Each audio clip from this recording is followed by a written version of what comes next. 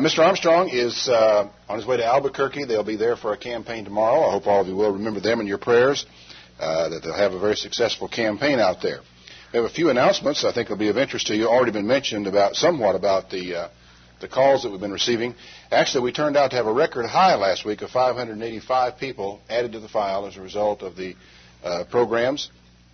And, total new people was 588, so that's a new record. And also a new record for the Nashville network of 187 phone calls, highest so far. So that's really looking very good. We're very encouraged to see that development. And, of course, very excited about the possibility of adding WGN. It's difficult to know for sure what to expect from WGN. It's going to be very difficult for it to produce the same number of people per dollar as Nashville or SPN did, because then you really ratchet up your replies to a very high level. And then, of course, they'll all be coming in right so concentrated, we may have a higher degree of busy outs than we would naturally have expected. However, you have to keep in mind that we have been on a Chicago station, a UHF station, for quite some time. And it has produced anywhere from 50 to 75 calls on a given weekend. And that's a UHF station, a low-power station. It basically covers one area of Chicago.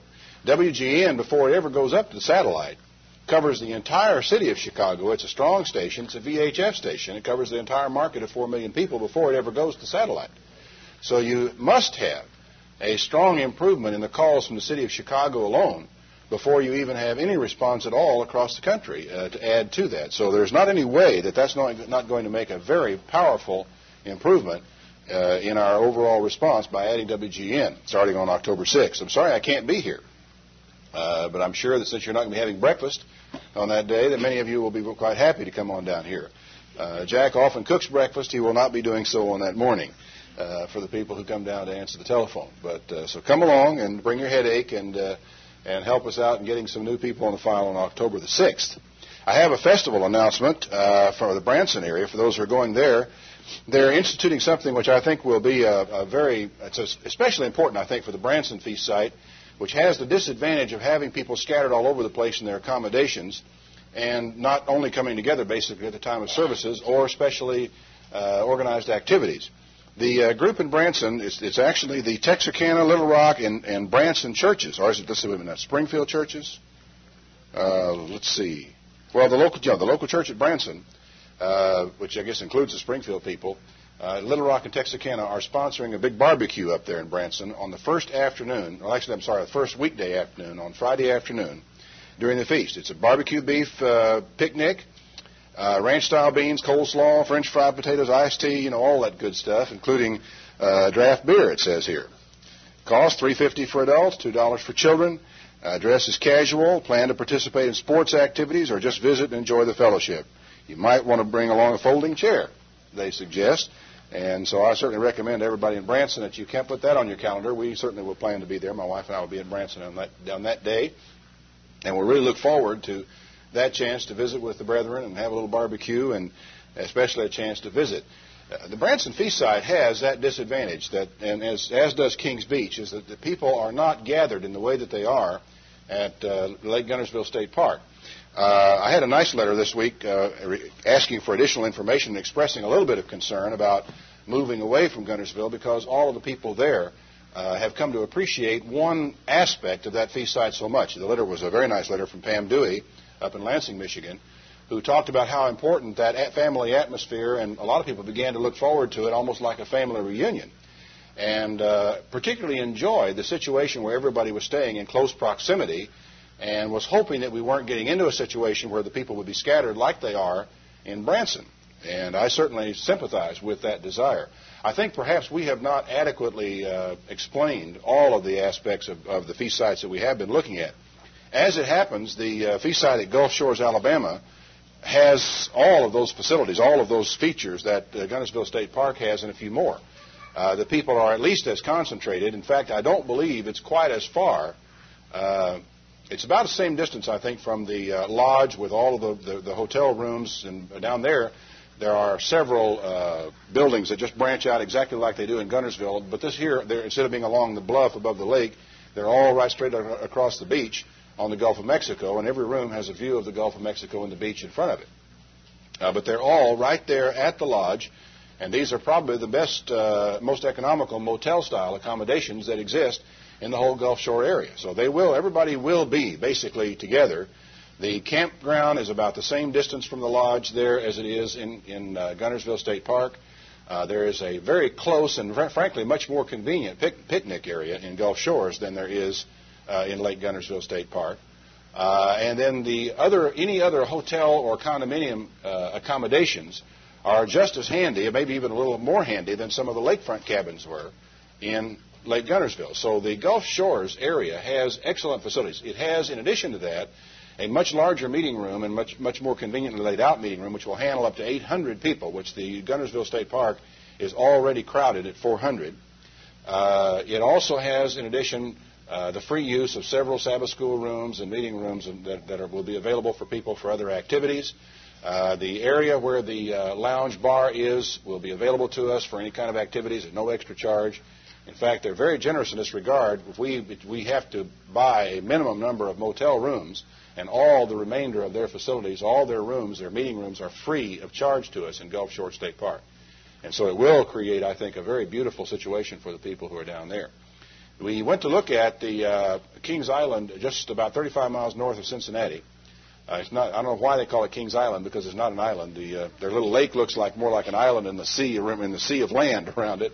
But still, it's a very pretty location in rural Ohio, not far from the Ohio River, but about 30 miles from Cincinnati. The accommodations, again, are quite central. And there, virtually everyone will be staying in the same place, for there's no particular reason to go anywhere else to other accommodations. And the campground there is within walking distance. You can just walk right across the road and over the way, and you are at the hall. You do not even have to crank up your car if you're staying in a campground to attend services. So everyone will be quite close together. And, of course, there are additional rooms for breakout rooms and so forth at that area. We do have to, I think, have 100 rooms occupied in Kings Island in order to get all the rooms, the other rooms that we use free of charge. But if we come short of it, it's prorated, and then the cost will be nominal anyway. So it does improve our costs considerably on the rooms. We have not finalized Kings Island. We have signed a contract for 1985 with Gulf Shore State Park. We have not signed a contract for Kings Island yet. We are contemplating it. We really don't see much reason not to, because the facility will serve beautifully for the Feast of Tabernacles in every way. Now, these two places have one very important consideration also that I must add to them. If we were in these two locations this year, 1984, instead of in Lake Guntersville State Park, the total attendance would probably run something between 300 and 400 people higher than it will. The simple reason being they are positioned in such a way as to make it much, much closer for more people to go to the feast than otherwise would be. People who could not go, just could not afford to go, all the way down to Guntersville State Park, might be able to manage to go to some place a lot closer to home. And so we are responding to the requests and the need for more feast sites that are closer to home, is what we are essentially trying to do, and that are a little bit better distributed. And, of course, at the same time, trying to find a little bit better meeting facilities with a little more room, because by 1985, we are going, I suspect, to have a rather serious problem in getting everybody into festival attendance unless we make some plans right now to develop some additional feast sites. Because in addition to going on WGN, which I think will have an effect on our festival attendance in 1985, they make no mistake about it, it may have an effect on it this year. But we have also just completed a mailing to 244,000 people, offering them Watch Magazine. Now, this mailing list, which we purchased, we have reason to believe, includes an inordinately large number of people who are either Worldwide Church of God members or who are subscribers to the Plain Truth Magazine. And that being the case, I think that all of a sudden a whole lot of people who know who Garner Ted Armstrong is and wondered what in the world ever happened to him and had not the faintest idea where he was and did not even know that he was doing a work or even on television or publishing a magazine, much less, are now, even as you and I speak, becoming aware of the fact that he is doing that, because that letter was mailed out Monday. The first replies came in yesterday, only 3 letters, but that's just that little vanguard, and they came from California, Wichita Falls, Texas, and I think Houghton, Louisiana, or someplace down in there, which indicates that that letter is already out. But for those to be back and, just to have those, it's a third-class letter, and that's very quick to start getting a response to a third-class letter. A 2% response to that letter would be just at 5,000 new people on the mailing list within the next 2 weeks. And I would say that is probably minimal. I think that's about is the least. We got nearly 2% mailing to the Texas driver's license list over 52 and offering them afraid to die. 2%. Now, when you think in terms of that, should we have, this was not the Plain Truth mailing list, I will tell you that. But should we have a Plain Truth mailing list to mail to, would you think we would only get the same response as we got from the Texas driver's license list? I certainly wouldn't. I would assume it would have to be much higher than that. And so we are notifying these people. The letter was not, there's no hard sell, no nothing, really. It was just, here we are, got a new magazine, call it Watch. Here's what's in it. Would you like to have it? It's free. And we've been announcing it on television for quite a while now. And you can, by the way, you can catch me on television on TNN and SPN on satellite and some other stations. And that's the whole letter, really a hard sell. But at least it is an announcement, if you want to call it that, of where we are and what we're doing. And I fully anticipate a minimum of 5,000 new additions to the mailing list within the next 2 to 3 weeks, and it could conceivably go as high as 10,000, depending upon what happens in the response. And I think it doesn't take a lot of imagination for you folk to realize that could have a dramatic effect on our attendance in 1985, and it will be imperative that we have larger rooms in which to meet. The largest meeting room up at Kings Island will handle 1,000 people. So we're much better positioned by taking that and having it signed up and ready to go. And right now, so that you can't get these places on 6 months' notice or 3 months' notice. You really need to be working on your festival plans 1 year in advance. And as I have before, I want to invite all of our members across the country who should know of a place that would be a suitable festival location to get in touch with us. Let us know. Go by the place, get all the brochures and all the pictures and everything you can gather up and have. They'll mail it to us. You don't have to mail it to us. Get everything you can put together and mail it down here to us, mark it to my attention. And because we want to know about these places. We want to be in touch with them and making plans for the future, because we're looking at 1985 right now, but very shortly, sometime early next year, we need to start looking at 1986 and 87 and making our plans for festivals for those years, and they could be a whole lot bigger. One of the things that I have really appreciated, too, by the way, and I want to give a hearty thanks to all of you out there who are working so hard toward the festival.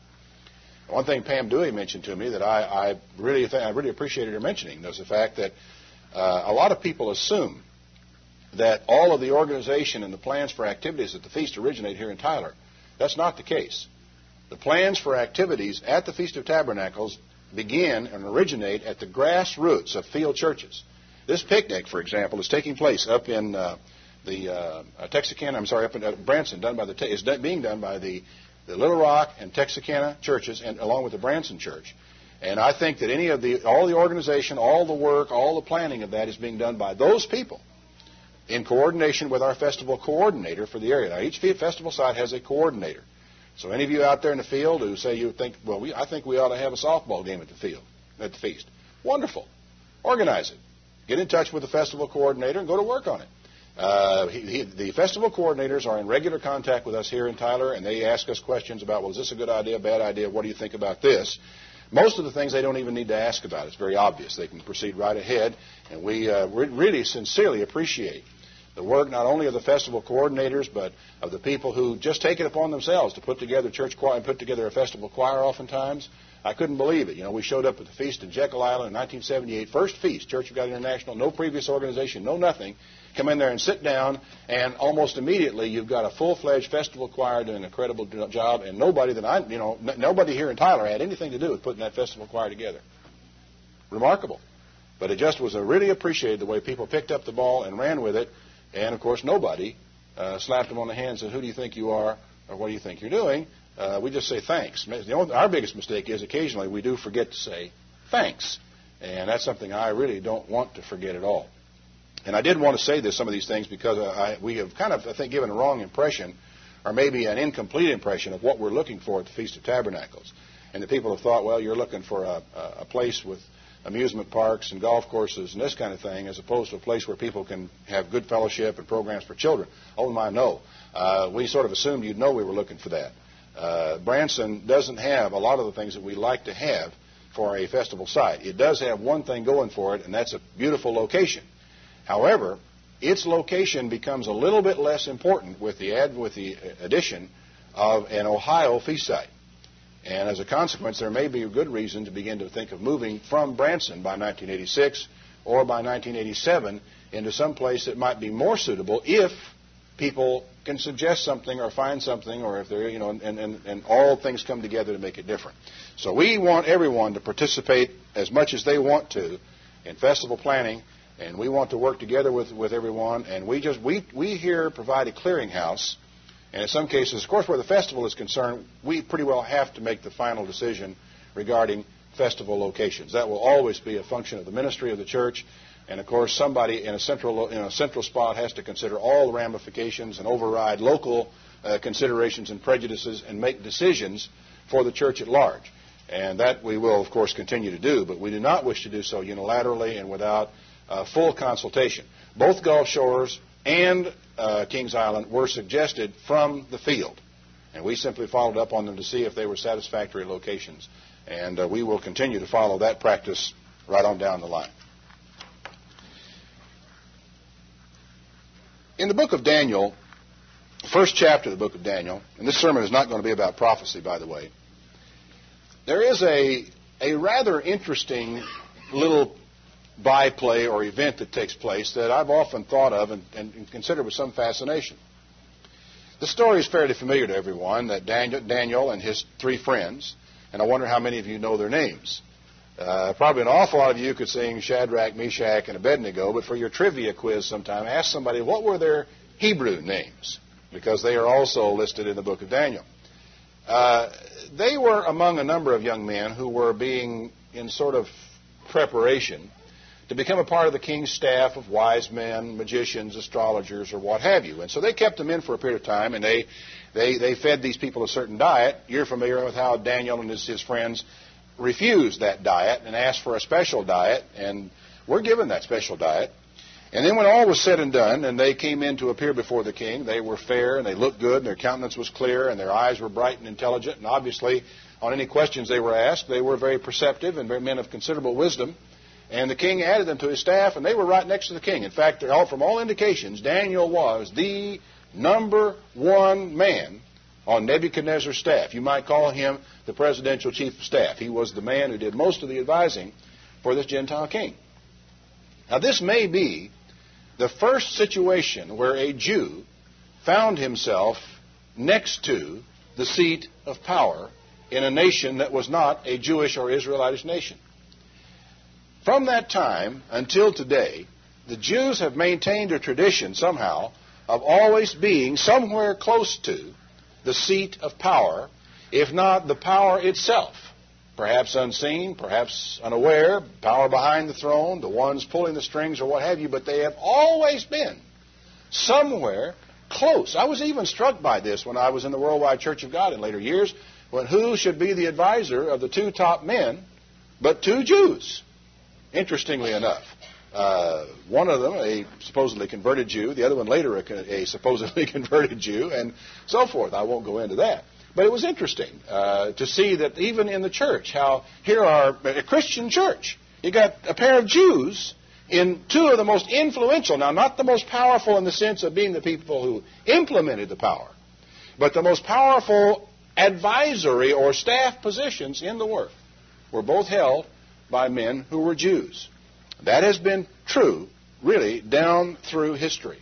They have also been, as a people, very successful as bankers, merchants, and in their own businesses. They have often been highly placed in educational institutions. Now, obviously, the Jews are an intelligent and a very capable, a very able people. I know that they are also often envied and sometimes feared, and often have become, I think, as a result of envy and of fear, objects of persecution in almost every nation where they have ever been.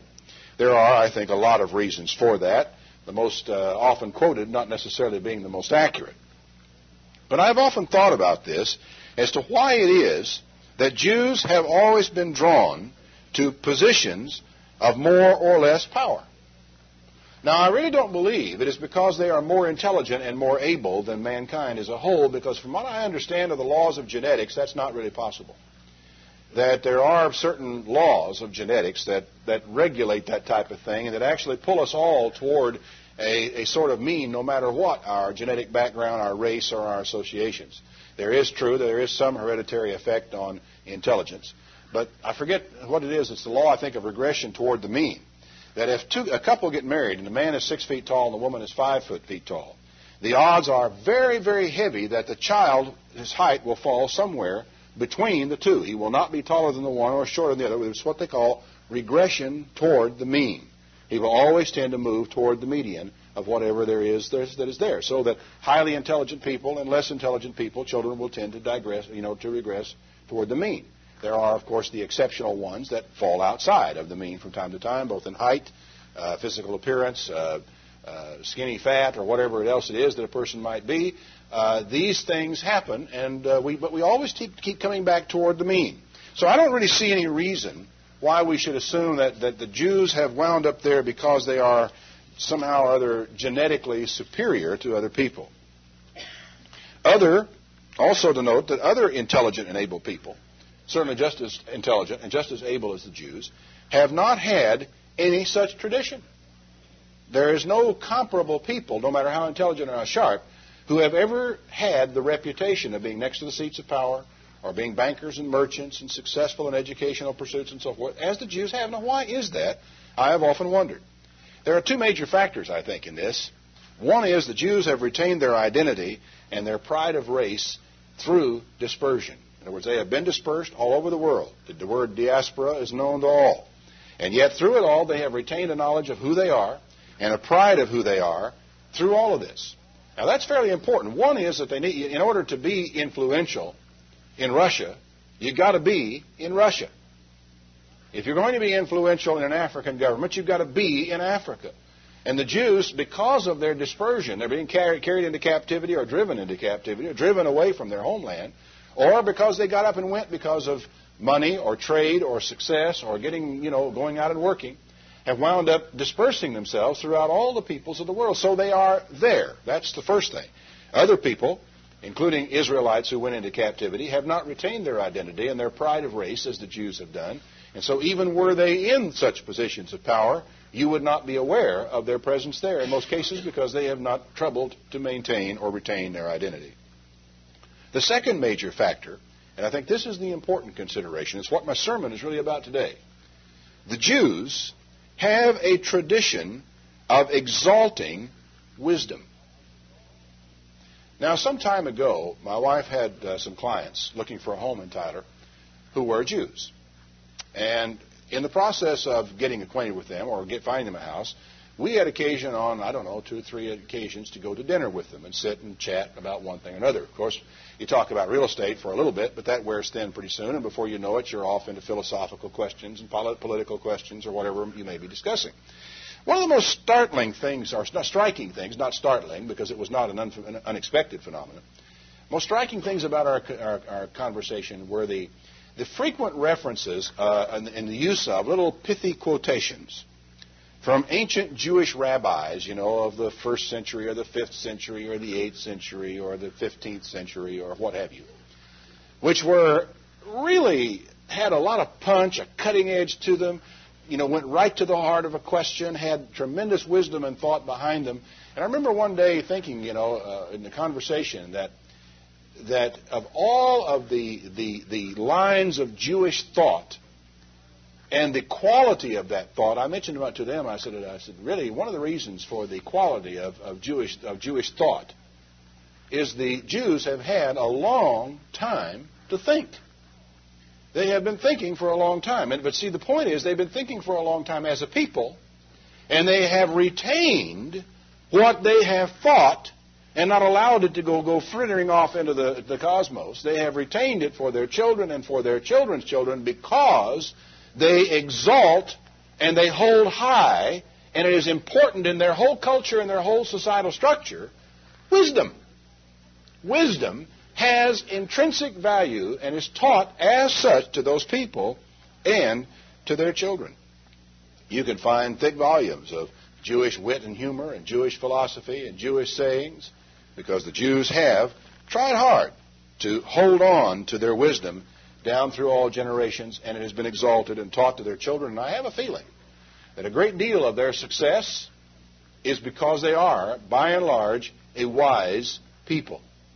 They are not wise people by heredity or by accident They are wise people because wisdom is a part of their tradition and their literature. Everybody agrees, I think, that wisdom is good. But for the most part, we live as though wisdom were something that just happens.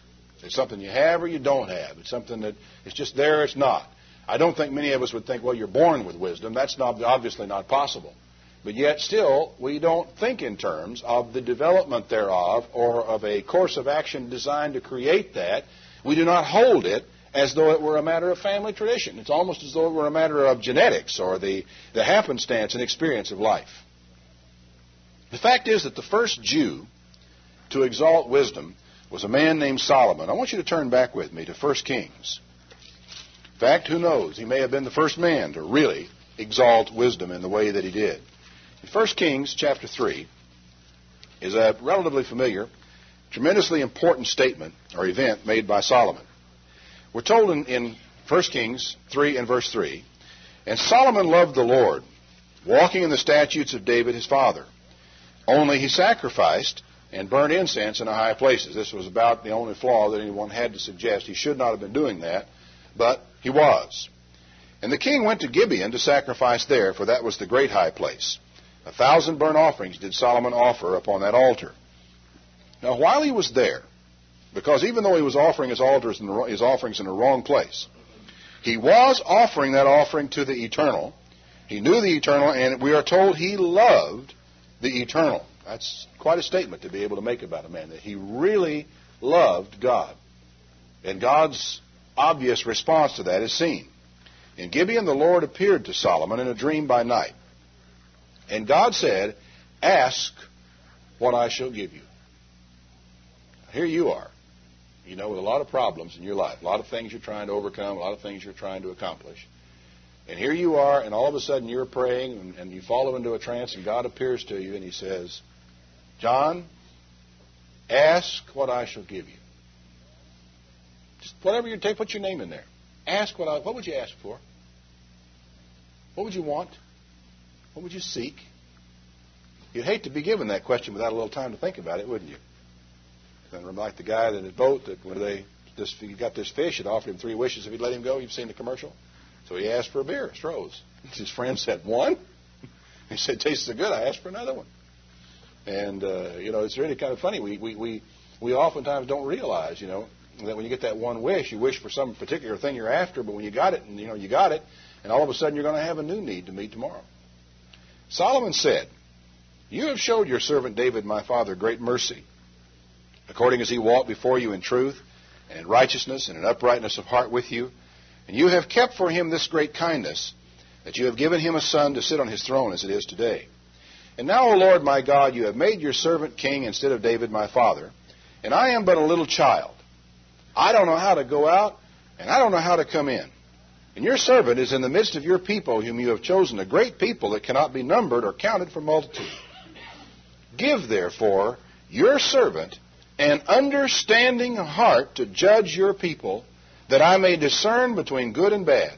For who is able to judge this, your so great a people?" Now, you put yourself in the position of God for a moment, and you find a man that really loves you, and you're drawn to love him too, for he is apparently a very lovable man. And you just reveal yourself to him in a dream. He said, "Ask what you want. I'm going to give it to you." And he thinks a moment, and in his prayer he says, "What I want you to do is to give me a wise and understanding heart so that I can judge your people fairly and right." Would that make you feel good? To see that a man would ask for that instead of asking for something, so selfish or just something that he could have bestowed upon his own desires or lusts or feelings or appetites? Make God feel good. It says the speech pleased the Lord, that Solomon had asked this thing. And God said to him, "Because you have asked this and have not asked for yourself long life, you didn't ask for riches for yourself, you didn't ask for the life of your enemies, but you have asked for yourself understanding to discern judgment. I've done according to your words. Lo, I have given you a wise and an understanding heart, so that there is nobody like you before, and there will never arise any like you afterward. And I have also given you that which you have not asked, both riches and honor, so that there will never be among the kings like unto you all of your days. And if you will walk in my ways to keep my statutes and my commandments as your father David walked, then I'm also going to lengthen your days. Man, what a beautiful promise. And he got all this because he asked for understanding, a wise and an understanding heart. Now, wisdom is defined as the ability to judge soundly and deal sagaciously with facts, especially as they relate to life and conduct. It's the ability to make a wise decision, to make a good decision, a profitable one, and one that will bring good to yourself and other people concerned, as opposed to having things go all sour and all wrong. Understanding is defined as the ability to apprehend or grasp the meaning of things, to understand what's going on, to know the meaning, to not merely accumulate a bunch of facts and knowledge and statistics, but to be able to put them together, to assimilate them, to be able to synthesize them into something more, and to be able to grapple with meaning out of what would otherwise simply be nothing more than knowledge. It is a tremendous gift. And it is interesting enough that this particular gift came to Solomon from the Lord as a supernatural gift, but he's not the only man who ever had the gift of wisdom. For Solomon began a tradition of exalting wisdom, of collecting wisdom, of actually collecting and collating it and putting it in order and laying it out in different categories and putting together wise sayings of wise men of all ages and of all generations, and of holding wisdom high up on a pedestal. Now, I want you to turn back to the obvious place. You know where I'm going probably already, the book of Proverbs. For here is the collection where Solomon put together, I would have to say, one of the most important, no question, even if you're looking at it from a purely secular or human point of view, it has to be one of the most important collections of the wisdom of man ever put together in one book in one place. And, of course, if you look at it on a little higher plane, you have to realize it is the most important collection of wisdom ever put together. Proverbs 1 and verse 1. The Proverbs of Solomon, the son of David, king of Israel, to know wisdom and instruction, to perceive the words of understanding, to receive the instruction of wisdom, justice, and judgment, and equity, to give subtlety to the simple, to the young man knowledge and discretion. A wise man will hear and will increase learning, and a man of understanding shall attain unto wise counsels. To understand a proverb and the interpretation thereof, the words of the wise and their dark sayings, the fear of the Lord is the beginning of knowledge, but fools despise wisdom and instruction. My son, hear the instruction of your father. Forsake not the law of your mother. They shall be an ornament of grace unto your head and chains about your neck. Now, I want you to imagine for a moment a family who had from their earliest recall taken this passage of Scripture as their family motto. They said this passage of Scripture, they've actually had printed up on a little plaque and kept it on the wall of their rooms of their houses, and it was from great-grandfather to grandfather to father to son, passed on, and they had old family heirlooms, and wisdom and knowledge and instruction and little mottos like the fear of the Lord is the beginning of wisdom. I want you to imagine a family that through about 4 generations had really made that their working motto, that thing which they exalted, it was more important to them than houses or land. It's more important than the accumulation of wealth, although the accumulation of wealth was acceptable, and they could certainly do that. It was more important to them than anything that they be sure that they maintain their commitment to wisdom, their exaltation of wisdom, that wisdom was the principal thing, that knowledge was good, but the understanding of the knowledge was essential. This was their thing. Through 4 generations of people. What kind of family do you think that would be? What sort of children do you suppose they would have? Do you think it would be a family that by and large was rich or poor? You got the rich over here and poor over here. Where do you think they would fall along that spectrum of economic welfare? 4 generations of living by these principles that I just read to you here. You think it would make any difference? So would you suppose they'd be more successful or more failures? Naturally, somebody in the family is going to fail. But in balance, do you think more of them would be successes in life or more of them would be failures in life? Do you think they would tend to be on a scale of an honest man over here or a crook over here? Where do you think they'd fall along that spectrum? Somebody who really had worked at it, parents, and had worked at it with their children and taught it. I think you'd have to find some difference, wouldn't you, between these people and a family that didn't do this? Would it be lucky or unlucky? Well, now surely that doesn't make any difference, does it? Oh, yeah. Oh, yeah. You bet it does. Because, you see, a wise man will not expose himself to the bad risks. He'll only depend on luck when the odds are in his favor. And he'll wind up looking lucky because he'll be in the right place at the right time, because he has decided to take chances only when the chances favor him and not when they favor the other guy. Oh, yeah, they will look like lucky people. Will they be powerful or helpless type people? You know, the people over here are close to the seats of power, are people over here who are oppressed and downtrodden and helpless and unable to affect the outcome of things around them. Where do you think all these people would fall? Now, you don't have to think very hard about that, do you? You don't have to really think very hard at all. You realize that if people will set out and begin to make wisdom a family tradition, it has got to make a difference in the way they're going to be living, in where they're going to be living, in how much power they have, how much wealth they have got, how much effect they have on the world around them. All of this grows out of wisdom, understanding, knowledge. Knowledge and wisdom and understanding will always rule over ignorance. Even men who know nothing about the Bible know that. So which would you rather be? A man of knowledge, a man of understanding, or a man of ignorance? Well, it's easy to decide what you would rather be. Now, can you understand that there is a way to be one as opposed to being the other? Because it isn't a matter of genetics. It is a matter of tradition. In the 2nd chapter of the book of Proverbs, what is the ultimate source of wisdom? Where does wisdom ultimately come from? Chapter 2, verse 1. My son, if you will receive my words and hide my commandments with you, so that you incline your ear unto wisdom and apply your heart to understanding. Yea, if you cry after knowledge, if you lift up your voice for understanding, if you will seek her as silver and search for her like for hid treasures, then you are going to understand the fear of the Lord. Now, there is such a thing as knowing the fear of the Lord without understanding the fear of the Lord. Where are you on that? Do you know about it or do you understand it? He's talking about understanding it. You'll understand the fear of the Lord, and you will find the knowledge of God, for the Lord gives wisdom. What's your ultimate source? Write it down. It's God. It's the Lord. Out of His mouth comes knowledge and, more important, understanding.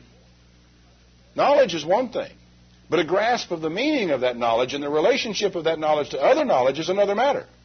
Out of God's mouth comes both knowledge and understanding. He lays up sound wisdom for the righteous. He is a buckler to them that walk upright. He keeps the paths of judgment. He preserves the way of His holy ones. Then shall you understand righteousness and judgment and equity. Oh, yes, and every good path. That's where it comes from. What are then the results of wisdom? Seeing where it comes from. Chapter 2, verse 10. When wisdom enters into your heart, and knowledge is pleasant to your soul, discretion shall preserve you. That's interesting. Once it's there, once that love of wisdom, that appreciation of wisdom, once you have begun to develop in your life and those of those around you, and of course you never forget, the Bible says those who walk with the wise shall be wise. And in your circle of acquaintances and the people you're with, when wisdom is exalted and knowledge is upheld, once that wisdom begins to enter in your heart and knowledge becomes pleasant to your soul, discretion comes on the scene. What's discretion? Well, discretion is the ability to make decisions, really almost without thought, that keep you out of trouble as opposed to getting you in trouble. It's simple little things like not opening your mouth and saying the wrong thing at the wrong time. Some of us feel like we have a gift for that, for just saying just exactly the wrong thing at the wrong time. Well, people who always have that fit word, people who have a knack, and don't you know people who seem like they always have the right thing to say, and they don't put foot in their mouth. They weren't, as some of us were, born with a silver foot in their mouth. They always have a good word to say. They're always able to be helpful. They seem to be able to give a careful answer instead of the impulsive answer. Why is that? Well, I'll tell you something. They are that way because they were trained to be that way. From the time they were little bitty children, the examples that were set before them were that way. Wisdom was exalted. Discretion, that is, withholding your speech until you got something worth saying, was held up. They were taught these things from the time they were little ones. The value of saying the right thing and how important it is not to always be popping off at the mouth. That everything that comes to your mind isn't worth saying. Do you know that? I mean, that's a profound piece of knowledge, isn't it? Every thought of your mind is not worth utterance. And sometimes you're better off just to simply stare back with blankly in another person's face than you are to open your mouth and say something. That's discretion. It's the knowledge, the wisdom, the ability to keep your mouth shut. I said, why do I keep talking about the mouth? Aren't there other things? Oh, yes. It's just that that's the one where it always seems to come to the crunch the quickest. But discretion affects so many things that a person may do in his life and the decisions that he may make. Sometimes has to make them quickly. Discretion is that quality that enables you to make the right decision quickly, almost automatically, because of what has been placed in your heart and your soul and your knowledge of what is right and what is wrong and what is seemly and what is unseemly and what is fit and what is proper and what's not. It goes on to say, discretion will be there when you've come to this particular point in your life. Discretion shall preserve you. Understanding shall keep you. And boy, it makes such a difference when you understand a set of facts that are put at your disposal about the way people are behaving, and that understanding is one of the things that gives you the discretion. When you know what's coming down, it's a lot easier to respond to it than it is if you haven't got it put together. Discretion shall keep you, understanding shall keep you, to deliver you from the way of the evil man, from the man that speaks perverse things, who leaves the paths of uprightness to walk in the paths of darkness, who rejoice to do evil, who delight in the perverseness of the wicked, whose ways are crooked, and they are perverse in their paths, to deliver you from the strange woman, even from the stranger that flatters with her words, which forsakes the guide of her youth, and forgets the covenant of her God. For her house inclines to death, and her paths to the dead. None that go under her return again, neither take they hold of the paths of life. Even these decisions that revolve around the impulses of the body, the passions of the body, the biological drives, the discretion that's involved in those is a much simpler thing when understanding is present. You know, when just a simple, clear, logical analysis of what is involved in a case of adultery or fornication should lead a man with intelligent, foresight and self-interest to stay away from it. Should lead him to say, there's no future here. There's nothing in that for me. That thing, there's pleasure maybe lasts for an hour in that whole situation, and after that there's nothing but regret. And I wind up being nothing but the loser. When the mind is in control, it's a piece of cake to make a decision about something like that. When the body is in control, it's also a piece of cake, but the problem is the decision is probably going to be wrong. It's made easily, it's made quickly, but it's made without discretion. That you may walk in the way of good men and keep the paths of the righteous. For the upright shall dwell in the land, and the perfect shall remain in it. But the wicked shall be cut off from the earth, and the treacherous shall be rooted out of it. Now that's basically the results of wisdom. Okay, what's the starting point for wisdom? We can ask you a whole bunch of questions, and we can answer them one at a time, just marching right through the book of Proverbs. Here they all are. What's the starting point for it? I love the way chapter 3 begins, because the truth to tell, right here is the basic, fundamental starting point for wisdom.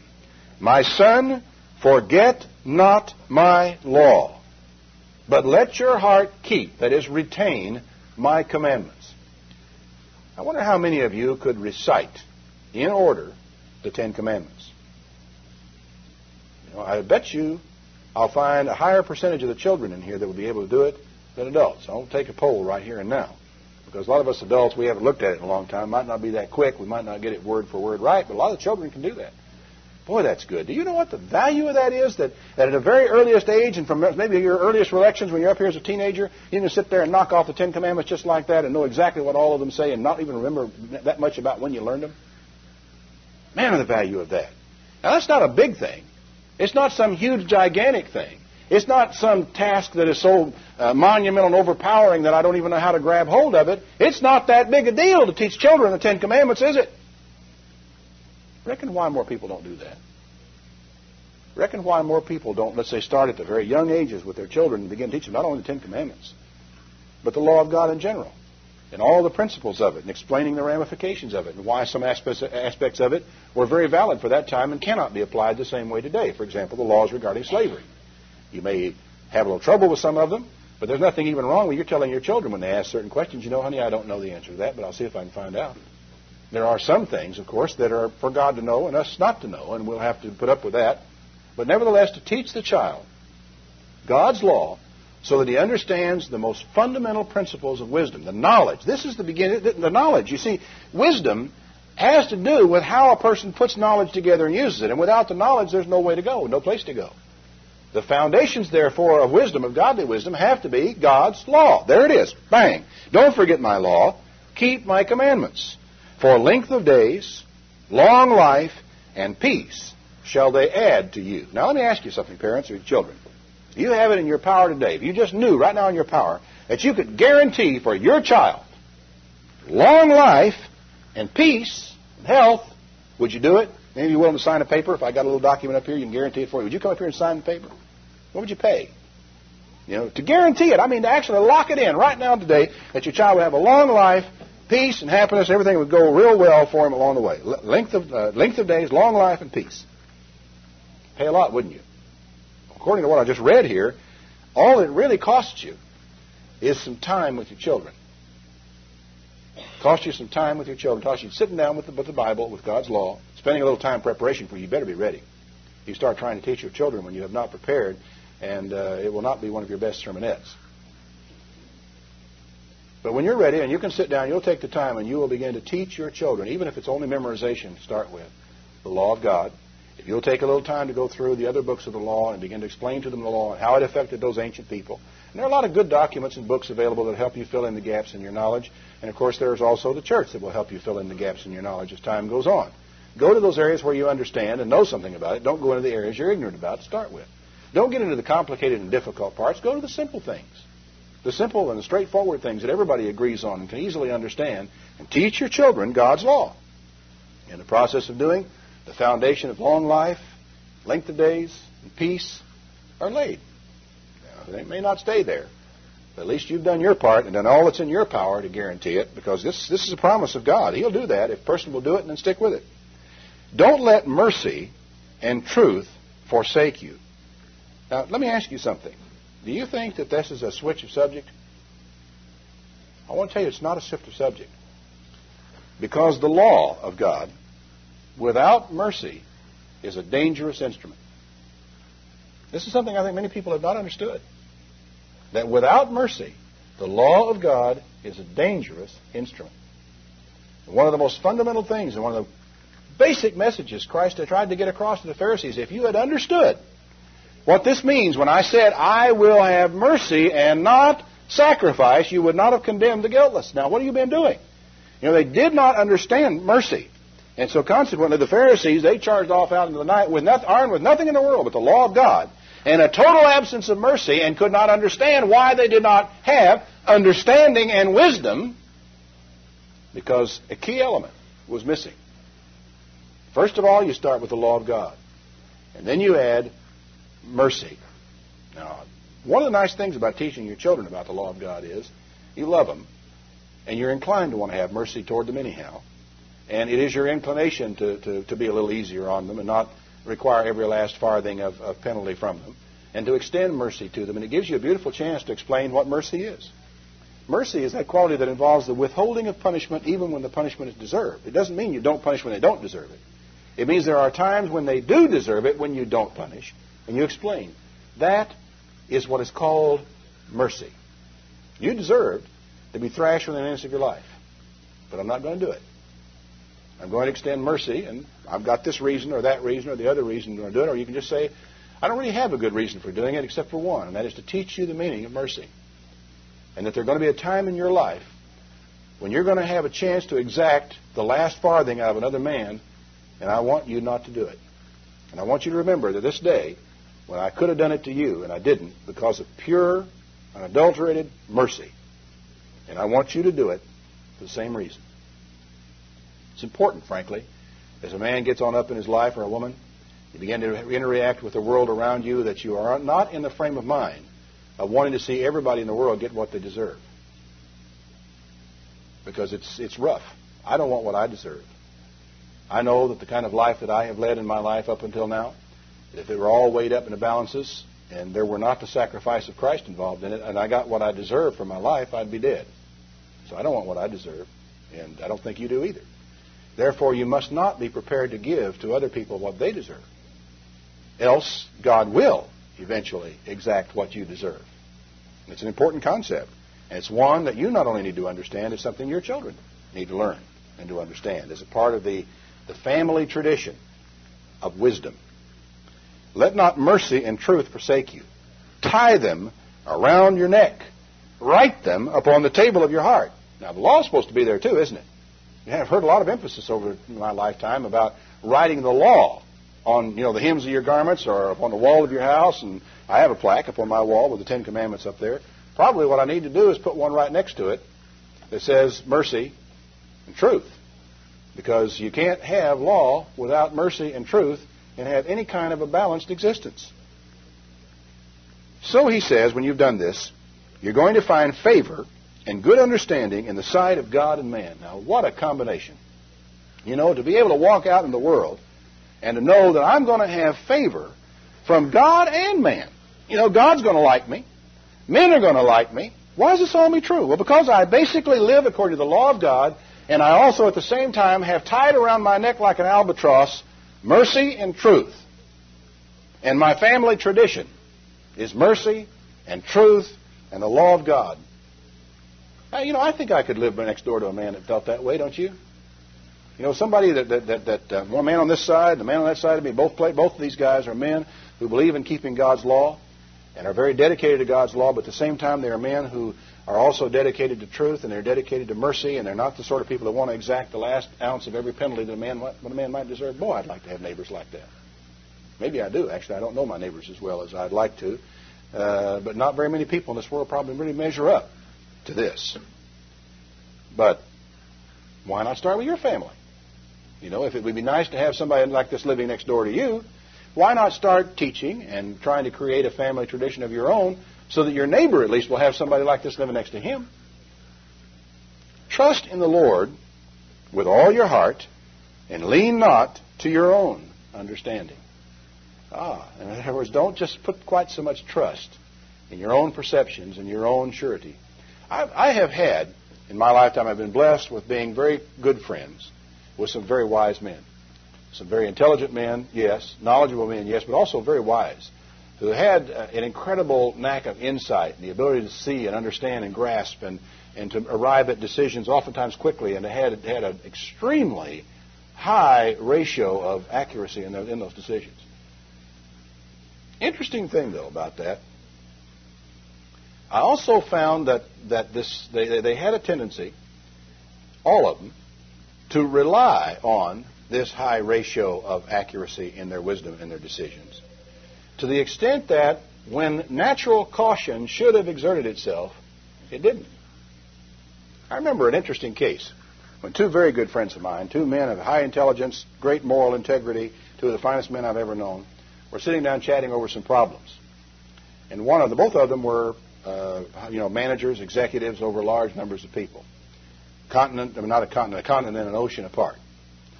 And we were visiting with the one man over in England. And my friend from Pasadena said to him, began to explain about some of the problems that he had back in Pasadena. I've got this difficulty, and I've got that difficulty, and I've got the other difficulty. And my friend from England interrupted him and said, let me tell you how to handle that. Just bang, just like that. He had instant solution. The problem was he was wrong. He answered a matter that he didn't really understand. He was over there. He was talking to a man that was just as smart as he was, just as converted as he was, fully as understanding, and a man who was living day in and day out with the problem. And he should have had that natural bit of caution that stepped up and said, wait a minute, don't tell this man that you understand his problem. You've just been hearing what he told you. All you know is what he told you. And he may not have told you the whole story yet. The point is, we have a tendency, once we begin to gain a bit of wisdom, to lose the natural caution that we ought to have and start leaning on and relying on our own understanding. A wise man, even as he gains in wisdom and grows in understanding, will have right along with it this natural distrust of human wisdom and of his own wisdom in such a way as to say, where he'll often say, I might be wrong, but. Now, quite frankly, it's a good thing to work that into your habitual vocabulary. Because even when you don't feel it, if you say it, you force yourself to slow down just a little bit, and you preserve at least the appearance of your reputation of wisdom. Because most of us have learned over a period of time, even if nobody had ever explained this, we would know this, that a fool utters all his mind, a wise man holds it in. That a fool can answer any old question that comes down the pike. A wise man often says, I don't know. So if we just think about this a minute, and we want to keep on looking wise, we will say, well, I might be wrong, but have you considered the possibility of trying it this way? And you say that even when you're inside just screaming out, you fool, why don't you do it this way? This is clearly right. Anybody ought to be able to see it. Is that deceptive? Oh, my, no, that's not deceptive. That comes out of a man who may have learned over a period of time how easy it is to be wrong when you think you are right. I don't know, I have this thing about me that I just hate to be embarrassed over something, where I have not got all my ducks in a row, and I have made this confident pronouncement, and then somebody says, well, Ron, did you know that? And I say, oh, oops, I know I didn't know that, and all of a sudden I'm wrong. There was this thing came up some time back where somebody was trying to put the pressure on us about this calendar controversy thing that grew up a year or so ago. And someone got on my case because they thought that I was being subjective and not being willing to look at the truth because I didn't agree with them on the calendar situation. And I said, hey, I don't have any bias about this matter. I don't care which way the calendar is. It makes no difference to me at all. In fact, if I had any bias, it would be in the other direction of what you think it is. Because it would be fun if you could find that this was new truth and something really new, and if you could say embarrass some people who had been wrong about something by getting and twisting their tail a little bit over some doctrinal thing that they didn't have right. You could have a little fun with that along the way. Problem is, you get busy and you start twisting somebody's tail. This particular case, they were trying to press the Worldwide Church of God a little bit, but I think we don't want to forget the Worldwide Church of God. There are some pretty smart theologians still out there, and if you don't have all your ducks in a row, they are going to shoot them out of the water. I mean, you're going to suddenly find yourself high and dry, and your argument won't hold up, and they're going to prove it, and you're going to be embarrassed. Now, I don't like that feeling. That is a very embarrassing feeling. You have that happen to you a few times, it slows you down. Well, I think that is a very important part of wisdom. Don't lean to your own understanding. Don't depend on it. Trust on the Lord with all your heart. That means when you come up in things in the Bible, and God tells you one thing, and your own understanding tells you another thing, you'd better be careful about leaning to your own understanding. You'd better depend on God and depend on His Word and put your weight down on His Word rather than putting it down on how you feel. In all your ways, acknowledge Him, and He shall direct your paths. That's always an interesting one to me. In all your ways, it doesn't really make any exceptions at all. And, of course, most of us will ask the blessing before our breakfast and dinner and so forth, and we pray and we talk to God about the things that are really important in our life, and I don't know just how far down He wants us to beat that. I don't think you necessarily need to pray about God about whether or not what color shoes you're going to buy or this type of thing. But clearly, we make a lot of decisions in our life that are sometimes of pretty serious import without consulting God, without praying about the matter, without even considering His will. Now, it didn't even say necessarily you have to always pray about it. It says, in all your ways, acknowledge Him. In other words, just say, God has said that you're not supposed to do this sort of thing, and therefore I'm not going to do it. Or even to the point of saying, well, I don't really believe that God's will is even expressed on this subject. You have acknowledged Him, haven't you?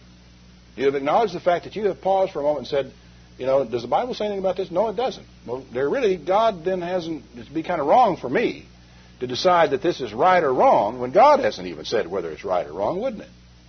Yeah, that's acknowledging God. In all your ways, acknowledge Him, and He will direct your paths. Be not wise in your own eyes. Fear the Lord, and depart from evil. It shall be health to your navel, marrow to your bones. And then, of course, going on with honor the Lord with your substance, with the first fruits of all your increase. And, of course, this is the purpose of tithing, is to honor God. So shall your barns be filled with plenty. Your presses shall burst out with new wine. My son, despise not the chastening of the Lord, neither be weary of His correction.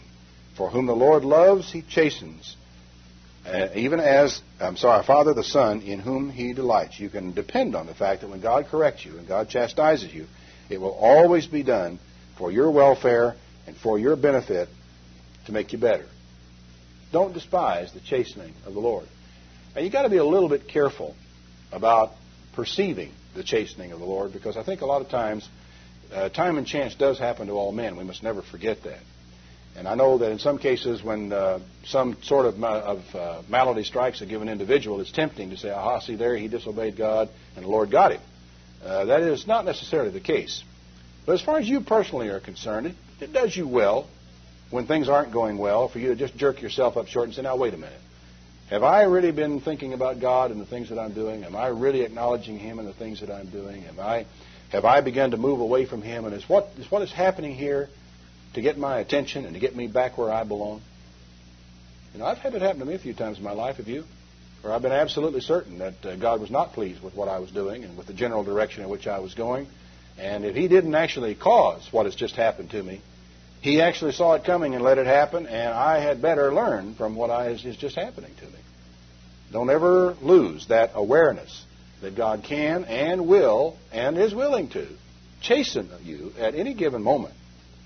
And when He does it, it will only be done because He wants you to be better. It's because He wants you to do better, and because He wants nothing but the best for you. So the starting point for wisdom is God's law and His correction and His teaching. Now, what is the value of wisdom? Verse 13. Happy is the man that finds wisdom, and the man that gets understanding. For the merchandise of it is better than the merchandise of silver. The gain thereof is better than fine gold. She is more precious than rubies. All the things you can desire are not to be compared. Just can't even get them in the same ballpark. Length of days is in her right hand. In her left hand, riches and honor. You know, how much do you want? What are you looking for in life? You want to live to be an old man, you know, and see your grandchildren, and maybe even be lucky enough to see a great-grandchild? Would you like to be honored by the people who are your friends and compatriots and colleagues and respected by them? Would you like to have sufficient of this world's goods to not have to worry about things and to be able to give to your own family and lay up for your children and help the poor? Well, here we're talking about. These things come to people who cherish, honor, and exalt wisdom. Length of days is in her right hand, her left hand, riches and honors. Her ways are ways of pleasantness, and all her paths are peace. She is a tree of life to them that lay hold upon her, and happy is every one that retains her. The Lord, by wisdom, founded the earth. You want to know what wisdom can accomplish? It was wisdom in God that founded, that built, that formed the earth upon which you and I walk. By understanding, He established the heavens. Walk outside if you want to know the value of tonight when it's dark, the sky clears, and look at the stars if you want to understand the power of understanding. By His knowledge, the depths are broken up and the clouds drop down the dew. That's a part of His design. My son, don't let those things depart from your eyes. Keep sound wisdom and discretion. So shall they be life to your soul and grace to your neck. Then you're going to walk in your way safely. Your foot will never stumble. When you lie down, you shall not be afraid. Yea, you shall lie down, and your sleep shall be sweet. Be not afraid of sudden fear. Don't fear the desolation of the wicked when it comes. For the Lord shall be your confidence, and shall keep your foot from being shaken. Beautiful, isn't it? Now, the book of Proverbs contains a collection of Solomon's wisdom. And it falls out in multiplied categories, and you can spend hours and hours studying this book and trying to understand and put together the concepts of it. And they are simple and they are beautiful. Take, for example, verse 27, it follows. Withhold not good from them to whom it is due when it is in the power of your hand to do it. Don't say to your neighbor, go and come again tomorrow, and I'll give it to you when you have it by you already. Now, you might initially think that this is a matter of helping the poor, but that's not what it's about. The margin says, do not withhold good from the owners thereof. What it's talking about is pay your bills. You know, somebody sends you a bill, he's done the work on your house, or he's done the work in your yard, or he's dug up that ditch, and he's put that pipe in there, and he's covered it back up and did a good job for it, and he comes around with a bill in his hand and says, would you mind paying this for me? You know, I need it, I got to pay some bills of my own. And you've got the money. But because you want to hang on to it, let's say to earn that last ounce of interest on it, or whatever reason you got, you say, well, look, I'll tell you what I'll do. I'll pay you next week, or I'll pay you next month, or I'll get around to paying you somewhere. He says, don't do that. Here's wisdom. You know, you want it? Don't withhold good from the owners thereof. Some good, some whatever it is that you may have. When it's in your power, to give it back to him. Don't say to your neighbor, go and come again tomorrow, and I'll give it to you then when you have it by you right now. Don't devise evil against your neighbor, seeing he dwells securely by you. That little piece of wisdom just simply builds a reliance in you, a confidence in you on the part of people you do business with. I woke up one day and realized that I had been negligent. Still, I have been negligent in paying some of the people that do certain types of work for me, not because I'm trying to put them off, but because I just get busy and I forget them. And then I wonder why I have difficulty getting them out of the house to do the job the next time. It makes a big difference in your relationship with working people who need their money. If you show up on the job and pay them cash right the minute they finish it, so they got money and they can go spend it right now. There's a lot of working people who do things like taping and bedding or painting or sheetrocking, depend on that money to feed their children sometimes that week. And they haven't got some bank account where they can make it last until the next week or the month after that. They need to be paid, and they need to be paid right now. Now, they'll put up with it. And they'll get by, and somehow or other they'll struggle, but they may be forced to borrow money and pay interest on that money in order to feed their kids the following week when you could have paid them this week. Well, that's not what a wise man does. That's not what a godly man does. It's not the right way. Now, here's a principle which, you would think, well, I just guess I'll look out for myself, and he looks out for himself. But in the long run, you are not going to be as successful as you will if you follow the principle of don't withhold good from somebody that's due to on the due date when you've got it in your hand to pay it. Just don't do that. Isn't that beautiful? Strive not, it says, with a man without cause if he has done you no harm. I remember one day, we were on a trip, and we had gone across on a ferry from England to France. And we had a ticket for the ferry. And I'd gotten in on the car. We drove up on the ferry, and I gave the ticket to the guy, and so forth. We went on the boat. We got to the other side, and got our car, and drove off the ferry and down. We had all our luggage in the car. Drove up to the gate to leave the ferry grounds, and the guy says, I got to have the other half of your ticket for you to leave. I said, what other half of the ticket? I didn't have the other half of the ticket. He said, well, there was another half of your ticket. And I said, no. I said, the guy, when I came in, he took my ticket. I don't have my ticket anymore. Well, you can't leave without a ticket. Well, I blew up at him. I chewed him up one side and down. I really gave him what for. But the problem is the man, he was nobody. He was just a guard. He's just a Frenchman up there trying to do his job, and he'd been given his instructions as what to do. You don't let anybody out of here without his ticket because there could be some deadbeat trying to pull some deal on us. So they got to have a ticket to get out. And he said, I'm sorry, you have to go back and see the purser on the ship. Well, I got frustrated, went back to see the purser on the ship. Raise Cain. Finally, I got out of there. I think it was afterward, and I got where I was going. I picked up the suit jacket, dropped my hand in the pocket of my suit jacket, and there was the other half of that ticket. Oh, I felt awful. Really felt awful. And the lesson, and it wasn't that long after that I was reading along the book of Proverbs, and I hit this scripture, and I mean, it just stopped me like I'd walking along at a good clip right into a brick wall. Strive not with a man without cause if he has done you no harm. And that gate guard hadn't done me any harm. And I just I didn't help his day along any better. Maybe he was thick-skinned enough by this time and had seen enough ugly Americans that he didn't let it bother him that much. But it was not the thing that a wise man would do. If in my family had a tradition of exalting wisdom, and in our family we knew enough not to shout at people that couldn't shout back, not to chew out people when it wasn't their fault, not to get on people's back when they're just trying to do their job, we might avoid making ourselves look like fools or bigots or just blustery old nuts at times that we sometimes do if we just could follow simple little principles of wisdom. Now, I could take the rest of the afternoon, I think, in going on through and illustrating principles out of the book of Proverbs. It's fun to do. I love to do it because there's so much life in this book. It's almost worth a verse-by-verse discussion from one end of it to the other. But I think maybe it's more important because you can go through the book of Proverbs and you can read it carefully, and you're going to feel bad enough like a fool just by reading the things you get off the top without me trying to explain all how much a fool you are in the process. I'm going to pass on over that right now, and I want to ask you what may be a more important question. How do you go about losing wisdom? If you got it, or if you had it. How do you go about getting rid of it? I've thought a lot about this since 1978.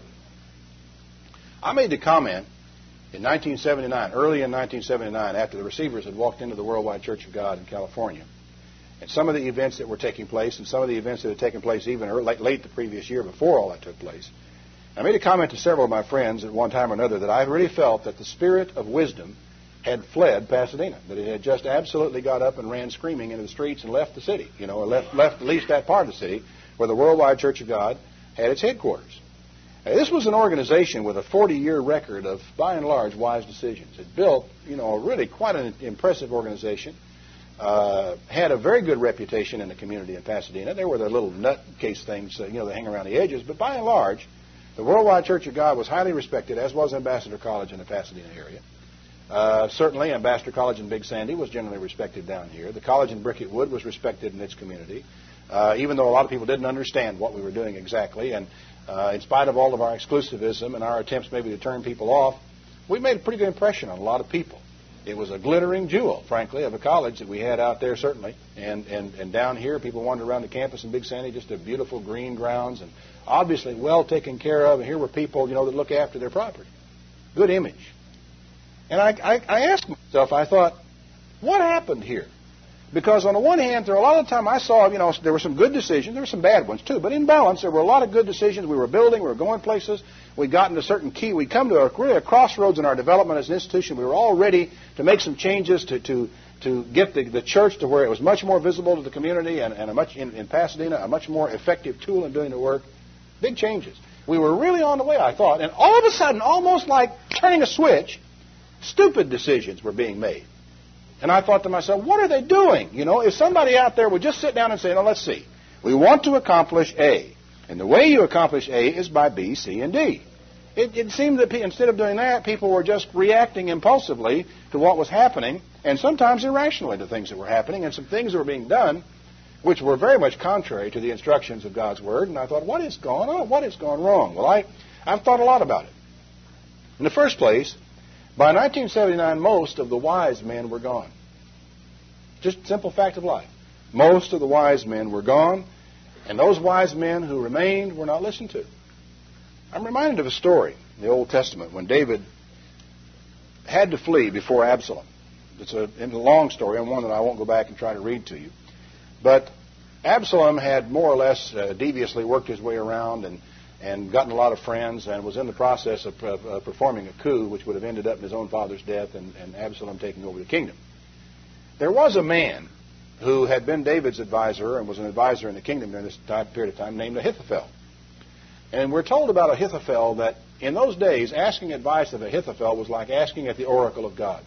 That man had such a record of wise counsel that they said you were no better off going up to the temple and inquiring of Urim and Thummim and having your decision made by God himself than you were just go ask Ahithophel. The man has wisdom. And, of course, an awful lot of the decisions that God would give you are decisions that if you just simply were a man of wisdom, you could make yourself. So this Ahithophel aligned himself with Absalom. As David fled, the man named Hushai the Archite came to him and was going to go with him. He said, no, I want you to go back. He said, I want you to stay here. It may be that you will be able to defeat the counsel of Ahithophel. Well, there came a point in time where Absalom consulted these men. He asked Ahithophel, what shall we do? And Ahithophel, the wise man, said, you'd better go after David right now. You'd better gather every soldier you've got. You better put everything in it. You better go whole hog. We've got to go all the way on this, and we've got to destroy these men of David and his men, and we've got to do it right now while they're running. He turned and he said, well, okay, I've got to ask Hushai the Archite. Well, Hushai, who happened to be David's man, came in and said, I'll tell you what, you'd better realize that those men around David are some old war horses that I don't know for sure if you want to mess with. In modern mountain man parlance, they'd been up the creek and over the mountain. They were men who, all by themselves, they were men with a bark on. They wore out their clothes from the inside. They were tough. And he says, those guys are like wounded bears right now, and you go charging off out there to try to fight these men, they're going to be backed up in a corner, and you're not just fighting a bunch of little old ladies from Pasadena, you're fighting against the mighty men of David, loyal to him and who'll give their lives for him. And if you go out after him and you lose that battle, the word will go all over the country. It's been a great slaughter, and everybody will turn back to David, and you'll be standing there all by yourself. He created just the right amount of fear, and they listened to him instead of listening to Ahithophel, and the Bible tells us they did so because God had determined to defeat the counsel of Ahithophel. Ahithophel was right. Hushai was a spy, and they didn't listen to him. They listened to the wrong person. I think it's a rather fascinating illustration of the sort of thing that can happen. Right after this decision was made to go with Hushai's advice instead of Ahithophel's advice, Ahithophel went in and hanged himself. Committed suicide, died, because his counsel was rejected.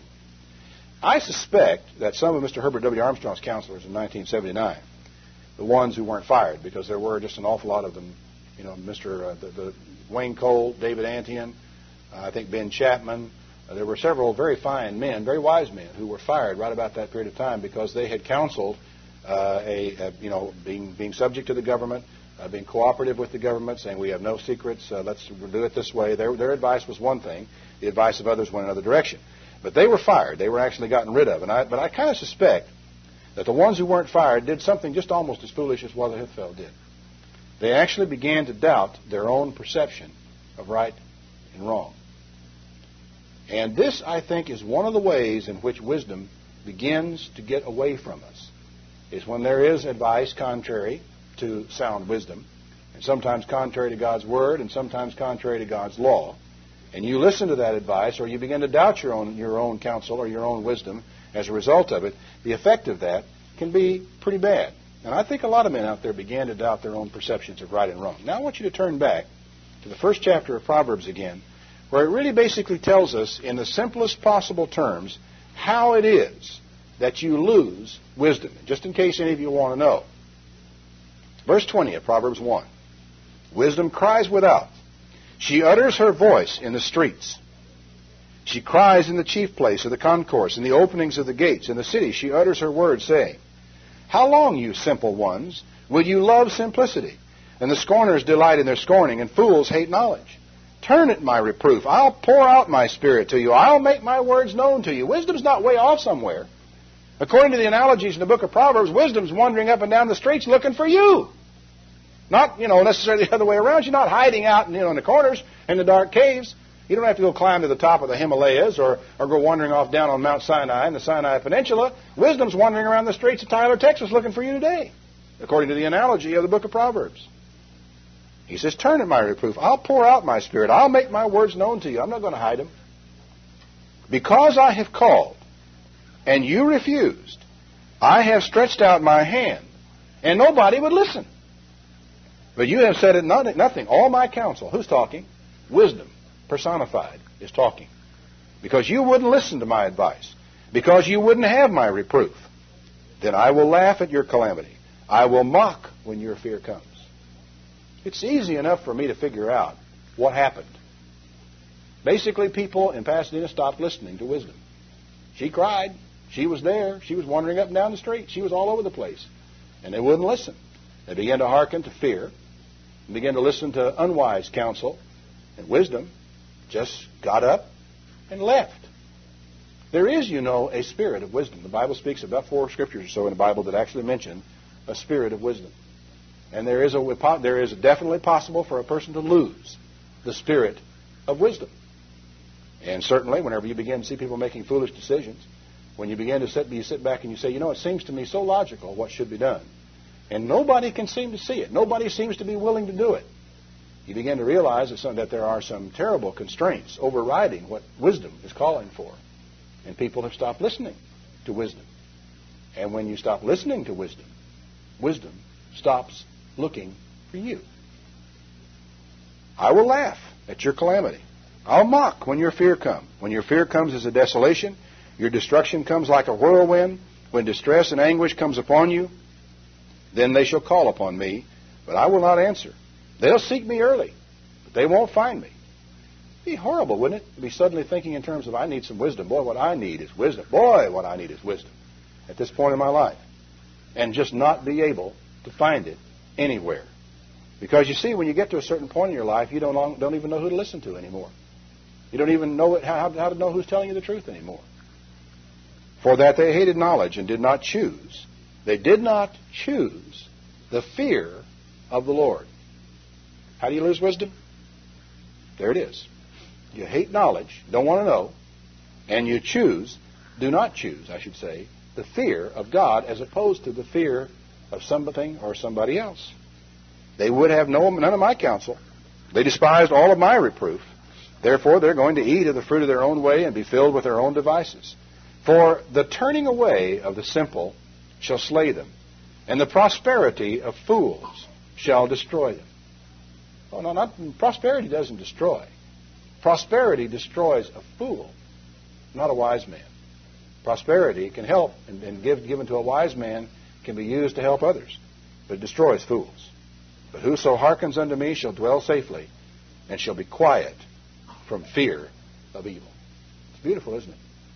You lose wisdom just by turning away from it, not listening to it, rejecting it. And the funny thing about it is, just like Absalom turned away from Ahithophel, he turned away from the man with the best record of wisdom in the whole kingdom. He turned away from a proven, known source of wisdom and listened to somebody else. Why did he do that? He did it essentially because he was afraid. He did it probably because in the process of attempting this coup, he had already acted in the course of, contrary to the course of wisdom. The course of wisdom called for the man to be subject to his father, to be loyal to his father, to be obedient to his father, to stay in his father's kingdom and do the best he could. But he deliberately tried to undercut his own father. And when he did that, his end was there. Turning now, if you will, back to Proverbs, the 9th chapter. Here is the beautiful song of wisdom. Wisdom has built her house. She has cut out her 7 pillars. She has killed her beast. She has mingled her wine. She has furnished her table. She has sent forth her maidens. She cries upon the highest places of the city. Whoever is simple, let him turn in here. As for him that wants understanding, she says, come and eat my bread. Drink of the wine I have mingled. Forsake the foolish and live, and go in the way of understanding. He that reproves a scorner gets to himself shame. He that rebukes a wicked man gets himself a blot. Don't reprove a scorner. He'll hate you. Rebuke a wise man, and he'll love you. Man, that's a beautiful concept. Correct a wise man, and he will love you. There's a test. There's a test. Because if you rebuke a person and he hates you, what's it told you? If you correct him, point out an error to a wise man, he'll love you. Give instruction to a wise man, and he'll be yet wiser. Teach a just man. He will increase in learning. The fear of the Lord is the beginning of wisdom, and the knowledge of the holy is understanding. By me, your days shall be multiplied, and the years of your life shall be increased. Now, you stop and think about it for a moment. What's your family tradition? What are the things that your family exalts? What are the things that you hold up high for everyone in your family to strive toward and look for and want and to seek after? Well, the Jewish people traditionally have held up wisdom. And you can see the fruits of that tradition in the lives of many of their people. Oh, you wouldn't want to necessarily judge a nation by every one of its people, would you? But we all know, don't we, that Jewish people have always gravitated toward the seats of power. They have always been powerful and influential people. That among those people who are, let's say, the merchant class of the world, that Jews have long been dominant in that class of people. That among the artistic and the expressive arts, in particular, and the performing arts, the Jewish people have always been right up in the forefront of the whole thing. How did they get there? They get there by chicanery and cheating and lying and so forth. A lot of people believe that. I don't. I believe it because they have held those things up as goals, as honorable goals to be striven at for their children, generation after generation after generation. What do you hold up for your family? Well, finally, in conclusion, verse 12. If you be wise, you shall be wise for yourself. But if you scorn, you alone shall bear it.